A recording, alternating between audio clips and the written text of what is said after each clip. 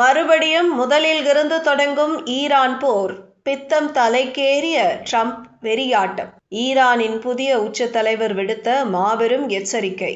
அமெரிக்காவுடனான மாபெரும் மோதல் உச்சக்கட்டத்தை எட்டியுள்ள நிலையில் ஈரானின் புதிய உச்ச தலைவர் முஜ்தபா கமேனி அரசாங்க ஊடகம் வாயிலாக உலகையே அதிர வைக்கும் மாபெரும் எச்சரிக்கையை விடுத்துள்ளார். நாமும் பாரசீக வளைகுடா மற்றும் ஓமன் வளைகுடா நெடுகிலும் உள்ள நமது அண்டை நாடுகளும் ஒரே விதியை பகிர்ந்து கொள்கிறோம் என முஜ்தபா கமேனி தெரிவித்துள்ளார். மேலும் ஆயிரக்கணக்கான கிலோமீட்டர்கள் தாண்டி பேராசை கொண்ட நோக்கங்களுடன் வரும் அந்நியர்களுக்கு இந்த கடலடியில் தவிர வேறு எங்கும் இடமில்லை என அவர் அப்பட்டமாக எச்சரித்துள்ளார். ஈரான் இப்போது பிராந்திய மற்றும் உலகளாவிய ஒழுங்கின் ஒரு புதிய அத்தியாயத்திற்குள் நுழைந்து விட்டதாக அவரது மாபெரும் அறிக்கையில் தெரிவிக்கப்பட்டுள்ளது. அமெரிக்காவுடனான எந்த ஒரு ஒப்பந்தத்திலும் மிக முக்கிய பிரச்சனையாக இருக்கும் தங்களது அணுசக்தி மற்றும் ஏவுகணை திறன்களை ஈரான் எப்பாடுபட்டாவது பாதுகாக்கும் என அவர் மாபெரும் சூளுரைத்துள்ளார். தனது தந்தை கொல்லப்பட்ட பிறகு ஈரானின் புதிய உச்ச தலைவராக அறிவிக்கப்பட்டு 7 வாரங்களுக்கு மேலாகியும் ஈரானியர்கள் இன்னும் முஜ்தபா கமேனியை நேரில் பார்க்கவோ